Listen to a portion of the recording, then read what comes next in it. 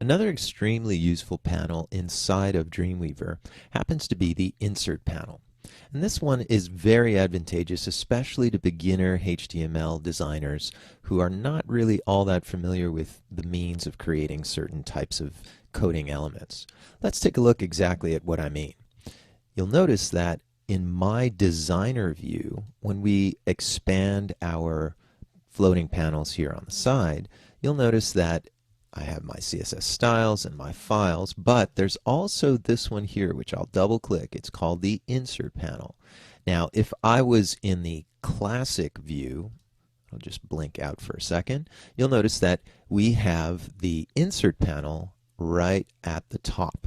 Now, I'm going to keep it here at the top for the moment, but do be aware that if I was in the designer view, that double-clicking on the Insert panel here or accessing it through the window inserts will allow you to have the same options that I will be looking at when they're up at the top. Now, here, if we were to return to the classic view just for a second, you'll see that the Insert panels are located right at the top and they're color-coded. Now, if you don't happen to like them to be color-coded, you could always right-click on this icon and say don't make them in color, and as you'll see, that's working on a number of different things, even these down here. But here we are in the commons, and what they allow you to do is to insert very common types of HTML elements. For example, like a hyperlink or an email link or named anchors or a horizontal rule. There's a separation here to allow you to group other elements like tables, inserting divs, inserting images, some external media like, if you click down on it, SWF flash files, among other things.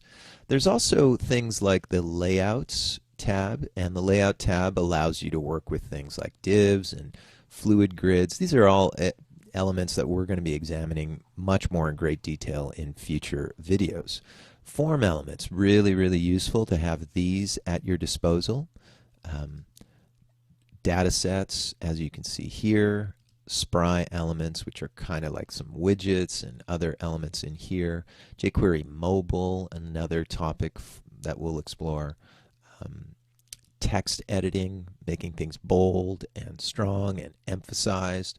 Paragraphs, block quotes, among other things. And there's also this area here where it says favorites. Now, favorites initially are not going to allow you to have the option, well, it's going to be empty rather, but you will have the option of customizing your favorite. Now, you can do so just by right-clicking on this area and say Customize Favorites. Now, when you're customizing your favorites, you can take any of the things that you use very often and you can have them available all the time in your favorites. So for example, let's say, yes, I'll be creating hyperlinks often, and I do like to have the option for an email link as I continue working. And if you continue scrolling down through this, you'll see that maybe you want to separate these. So I'll add a separator, and then I can come here and say layout. Yes, well, I plan on creating some div tags, absolutely. And perhaps you'll create another separator, and then you might want to come down a little bit more. Form elements would be useful in your favorites, but also, I could come in here and look at, any number of different files that I'll have available to me. So whether they're jQuery italic or maybe even these text elements. Yes, I want to make them bold elements and italic elements every once in a while. And I certainly want to be able to introduce paragraphs and block quotes and perhaps even pre-formatted text. And if you're not planning on using the property window all that often, you can, introduce H1s, and, certainly the first three are going to be the most widely used ones. So as you can see in here, I've got a number of different elements that I'm introducing in my favorites. And once you click OK, you'll see that, yes, and there's those separators we talked about. Here are a whole bunch of favorites that I've introduced, and these will allow you to select elements. And much like we did in the paragraph in the properties window just a little while ago, for example, if I want to select this and make it bold, I could just come up here in my inserts and select bold, and now it is in fact bold.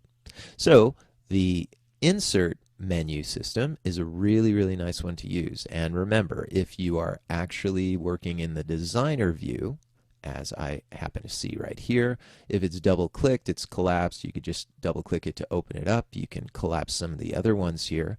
And you'll notice here are the same favorites we had before. I could go back to the commons and I could see what they look like. I could go to layout and I could go to other ones as well. So all of these things are available in whichever workspace you are more comfortable working in, and it's just up to you to decide how to customize that and work with them.